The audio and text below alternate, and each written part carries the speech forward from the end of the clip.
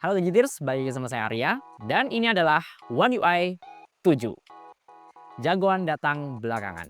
Ya, mungkin ini kata-kata yang pas buat One UI terbarunya Samsung. Dan sebenarnya ini plus minus. Plusnya Samsung jadi nggak terlalu buru-buru buat ngeluarin skin Android 15 terbarunya. Jadi mereka bisa nyiapin fitur yang lebih mateng, visual yang lebih wah, dan seminimal mungkin bugs pas One UI 7 ini udah rilis ke penggunanya. Tapi minusnya ya Samsung jadi kalah gercep nih sama brand-brand HP Android Cina lain yang udah duluan ngeluarin skin Android 15 di HP mereka masing-masing. Bahkan nggak nyampe sebulan Google ngeluarin Android 15 yang versi final, mereka udah buru-buru ngerilis update dan sekarang juga udah mulai rata ya disebar dari yang flagship sampai seri di bawahnya. Nah, sampai video ini dibuat, One UI 7 ini baru bisa dicicip di Samsung yang terbaru ya, S25 series, termasuk S25 Plus yang lagi saya pegang ini. Kalau S24 series itu masih One UI 7 yang versi beta. Harusnya yang versi final bentar lagi keluar sih. Tapi yang masih belum jelas itu di HP-HP Samsung yang lain ya. Bahkan kayak Samsung seri M, seri A itu masih belum ada jadwal yang pasti. Jujur ini adopsi Android baru terlama ya buat Samsung. Karena biasanya mereka tuh cukup gercep gitu ngeluarin update. Biasanya sekitar 1-2 bulan udah langsung muncul versi finalnya. Ini bahkan sampai 4 bulan setelah Android 15 versi final keluar, masih belum ada kejelasan seputar update One UI 7. Tapi setelah nyobain One UI 7 di Samsung S25 Plus ini, saya jadi agak maklum ya. Samsung memang butuh waktu. Dan beneran seniat ini ngeracik skin Android 15 versi One UI yang upgrade fitur dan visualnya itu paling ugal-ugalan dari skin Android 15 di brand HP lain. Nah, di video kali ini saya bakal share beberapa tips dan settingan yang saya lakuin di One UI 7.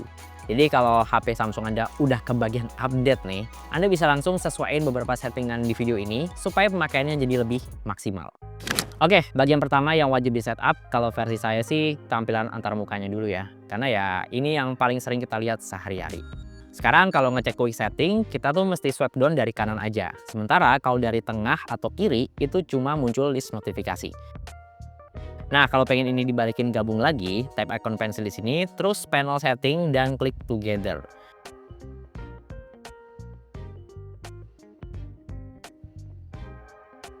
Terus shortcut di sini juga kita bisa tambahin sebanyak mungkin ya di satu tampilan. Jadi pas di add, dia tuh bakal nambah ke bawah.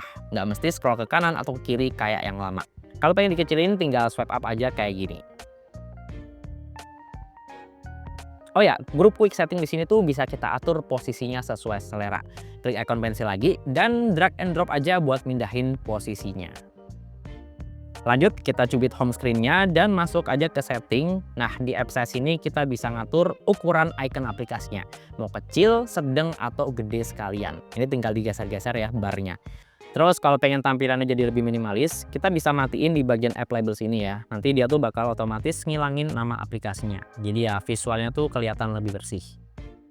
Nah, di One UI 7 ini kita juga bisa ngegedein ukuran folder, tapi sebenarnya bukan fitur baru ya, karena ya di skin Android HP lain tuh udah ada dari dulu. Ini bisa kita langsung hold aja foldernya, terus klik enlarge. Atau sering kalau kita pengen balikin ke mode normal yang kayak tadi. Nah, kalau yang mode folder gede ini kita bisa nampilin sampai 9 aplikasi, jadi bisa langsung di tap dari home screen. Dan warna background folder juga bisa di custom nih, biar nyatu sama warna wallpapernya. Ukuran widget juga sekarang bisa diatur lebih fleksibel ya. Misal kita udah bikin widget galeri nih, ukurannya udah gede. Terus kita pengen ngubah ukurannya nih jadi lebih kecil dari itu. Nah, kita nggak perlu hapus widgetnya terus bikin widget baru lagi. Itu tinggal di hold aja widgetnya dan kita geser-geser nyesuaiin ukurannya. Ini ada sekitar 4 ukuran ya. Untuk widget galeri juga bisa kita atur covernya ya, supaya nanti muncul di bagian home screen kayak gini. Nah, ini bisa kita pilih fotonya tuh berdasarkan album atau spesifik salah satu foto yang ada di galeri. Nah, selain widget galeri, di sini saya juga pasang widget kalender ya, buat ngingetin countdown momen-momen tertentu. Misalnya bentar lagi kan masuk bulan Ramadan nih, kita bisa bikin widget ya, supaya ngingetin berapa hari lagi masuk bulan Ramadan. Ini kita buat aja add widget, terus kita pilih yang kalender. Ini pilih yang countdown paling atas ya, dan pilih aja ukuran widgetnya mau kayak gimana. Mau yang kecil, sedang, atau gede sekalian. Nah, kalau udah tap lagi widget kalendernya dan pilih agendanya. Ini di sini saya misalnya pilih agenda Ramadan ya. Nah, ini bagian background juga bisa kita ganti ya dengan wallpaper yang kita ada di galeri supaya lebih nyambung sama widgetnya. Ini klik aja custom image dan pilih gambar yang sesuai lah dengan bulan Ramadan atau dengan agenda-agenda tertentu lainnya. Lanjut dari home screen, sekarang kita geser ke lock screen yang di One UI 7 ini nggak kalah rame. Jadi sekarang semua aktivitas yang jalan di aplikasi, misalkan kita lagi play musik, terus ngatur timer, atau navigasi di Maps, itu update notifikasinya atau live-nya itu bakal muncul di lock screen bagian bawah sini nih. Ini bentuknya kayak pil ya, lonjong ya, dan ini namanya Nowbar. Nah, untuk aplikasi mana aja yang support Nowbar ini bisa kita masuk ke setting, terus buka menu lock screen NAOD dan pilih aja Nowbar di sini. Jadi kalau ada aplikasi yang nggak pengen kita munculin di bagian Nowbar ini bisa kita nonaktifin. Tapi biasanya sih saya nyalain semua ya karena jadi lebih rame Pak. Jadi kita tahu nih aktivitas aplikasi apa yang lagi jalan, progresnya gimana bisa kita pantau dari sini. Dan menarik, Nowbar ini juga bisa update live score klub bola favorit Anda. Nah, ini cara ngaturnya tinggal pilih yang Sport from Google, terus atur aja following klub yang pengen diupdate notifikasinya. Nah, di menu Nowbar ini juga ada yang namanya No Brief. Ini diaktifin aja buat munculin update momen-momen harian ya. Kayak misalkan update cuaca, terus rekomendasi lagu di Spotify, terus ada update event-event agenda yang akan datang, sampai update lalu lintas di sekitar Anda. Terus opsi widget juga bisa kita aktifin di bagian lock screen ya. Tinggal hold aja lock screen-nya, terus pilih yang add widget. Nah, ntar ada semacam ruang kecil ya. Kita bisa nambahin widget di sini. Kita bisa nambahin widget itu sampai 4 untuk widget yang ukuran kecil, atau kalau widget yang gedean itu bisa maksimal 2 doang. Tab di bagian jam, sekarang kita juga bisa ngatur stylenya yang lebih macam-macam ya, bahkan ada style yang animasi. Dan kalau kita pilih yang font yang paling kiri ya, kita bisa ngatur ketebalannya juga. Tapi yang bikin saya happy itu sekarang jam di lock screen ini bisa kita atur posisinya lebih fleksibel lagi. Jadi misalkan saya punya wallpaper yang gambar bulan ya, posisinya di center. Nah, ini saya bisa ngatur ukuran dan posisi jam analognya itu tuh persis kayak bulatan bulannya. Jadi lebih presisi. Sekarang kita masuk ke daftar aplikasi ya. Nah, ini nih, buat Anda yang udah bosen pakai One UI dan daftar aplikasinya tuh mesti kiri kanan terus scroll-scrollnya, sekarang juga bisa dibikin atas bawah. Dan ini nggak perlu install aplikasi launcher lagi. Klik aja titik 3 di pojok kanan bawah ini, terus tap yang short dan pilih yang alphabetical order. Nah, dia tuh bakal otomatis ya, ngurutin nama aplikasinya by abjad dan scrollnya atas ke bawah. Ya, spesifik untuk kebutuhan gaming, sekarang One UI 7 ini juga jadi lebih nyenengin buat para gamer.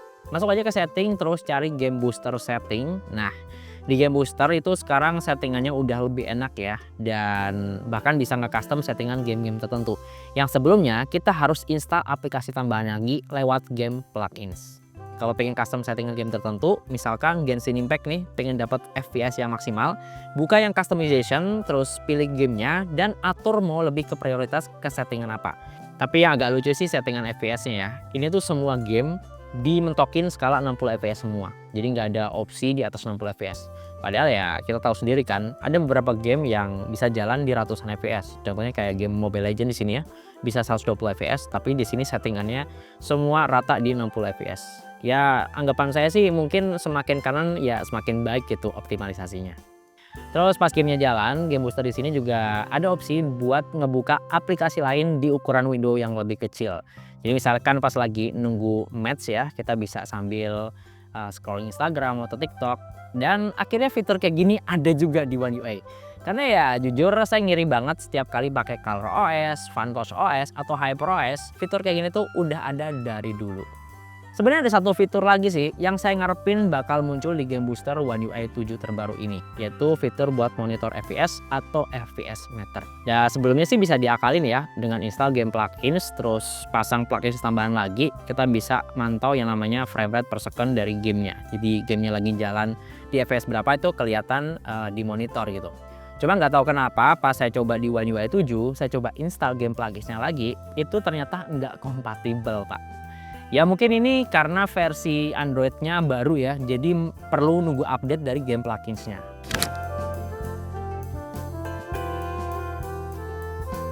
Lanjut, sekarang kita masuk ke bagian kamera ya, dan ini tuh tampilnya benar-benar bikin pangling Pak. Karena tampilnya tuh jadi lebih bersih dan minimalis. Jadi ada beberapa bagian yang tadinya tuh kita harus nyelam dulu ke dalam ya untuk masuk ke menunya. Sekarang bisa di on off-in lebih gampang. Contohnya ya itu fitur watermark di foto. Jadi sekarang kita nggak usah masuk ke settingan yang dalam lagi, kita bisa langsung on off-in dari tampilan depan ini. Terus menu filternya juga lebih pro nih, nggak cuma sekedar pilih filter yang udah disediain doang, kita juga bisa nge-custom presetnya. Kayak misalnya ngatur temperatur warna, kontrasnya, saturasinya, sampai custom foto yang ada noise, bin estetik dan klasik ya.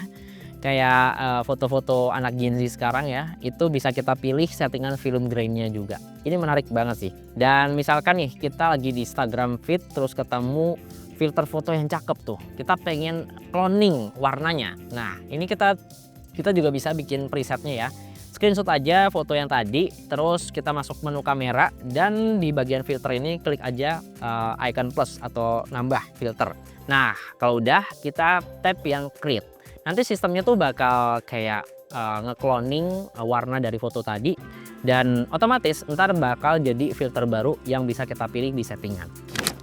Terus kalau pengen baterainya lebih awet dan umurnya panjang, sekarang kita bisa ngatur limit chargingnya di banyak opsi ya. Nggak cuma terbatas di 80% doang. Kita bisa masuk ke settingan baterai, terus pilih aja battery protection dan tap yang maksimum.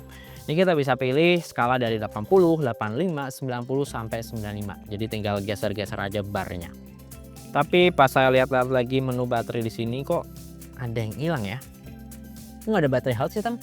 Ini aneh loh, padahal battery health sendiri kan pertama nih ya, battery health itu fitur bawaan Android 15 ya, yang harusnya sih bakal dibuka nih di semua HP yang ngejalanin Android 15. Terus yang kedua, di beberapa video yang saya tonton ya tentang One UI 7 dan di S25 Ultra, itu tuh menu battery health-nya ada, tepatnya di menu battery information. Nah di sini tuh nggak ada di Samsung S25 Plus. Sebenarnya agak aneh sih karena S25 Plus ini kan masuk jajaran S25 series terbaru juga ya. Kenapa harus dibatasin gitu? Kenapa harus Ultra doang yang dapat? Ya kalau S25 Plus aja nggak bisa ngelihat battery health, kecil kemungkinan sih di seri FE atau bahkan di seri A, di seri M ya kita nggak bisa mantau battery health meskipun udah update ke Android 15 atau One UI 7. Dan yang terakhir, One UI 7 ini juga sekaligus nambahin Galaxy AI yang baru. Nah kalau di Samsung S25 Plus ini ada yang namanya audio eraser ya. Jadi kita bisa ngapus audio tertentu yang ada di video. Misalkan kita pengen ngilangin suara noise atau suara angin pas kita lagi ngevlog di jalan. Ini tinggal buka aja videonya, terus tap icon Galaxy AI di sini dan nanti bakal muncul opsi tuh buat nge-mute atau ngurangin manual suara-suara noise yang ngeganggu. Atau kalau bingung bisa langsung tap yang auto aja. Nanti suara angin dan noise itu otomatis langsung hilang. Ini sih tipis-tipis masih berasa kayak editan kasar ya. Tapi menurut saya sih segini udah cakep banget karena kita nggak perlu install aplikasi atau layanan tambahan lagi. Ya ini nih enaknya kalau flagship beneran dipakai buat ngevlog udah rata kanan ya, 4K 60 fps, tajamnya dapet, smoothnya juga mantep nih. Ini dipegang pakai tangan doang juga masih sangat-sangat stabil. Kalau untuk seri A atau seri M sih kecil kemungkinan ya bakal dapat update Galaxy AI kayak gini. Ya meskipun udah sama-sama update ke One UI 7 terbaru. Karena ya untuk ngerunning Galaxy AI itu tentu butuh mesin atau chipset yang cukup powerful. Cuma masih misteri nih untuk next Galaxy A selanjutnya kayak Galaxy A56. Dia bisa bawa Galaxy AI yang lebih banyak dari A55 nggak ya? Oke, jadi itu tadi settingan-settingan yang saya lakuin di One UI 7, tepatnya di Samsung S25 Plus. Nah, kalau udah update dan udah cobain juga, cobain deh ceritain di kolom komentar. Kira-kira lancar nggak update One UI 7 atau ada masalah atau bugs yang mengganggu. Nah, kalau Anda nemuin juga fitur-fitur seru dan bermanfaat yang belum kebahas di video ini, coba tulis aja di kolom komentar ya. Kita belajar bareng di sini. Ya, terima kasih udah nonton video ini sampai selesai dan semoga video ini bisa ngasih referensi terutama buat Anda yang masih penasaran sama One UI 7 di Samsung. Nah, untuk ngecek spek lengkap dan link pembelian smartphone yang saya pakai di sini, Anda bisa cek linknya di kolom deskripsi di bawah video ini. Di sini dengan saya Arya dan di belakang kamera ada Tama. Sampai ketemu di video berikutnya.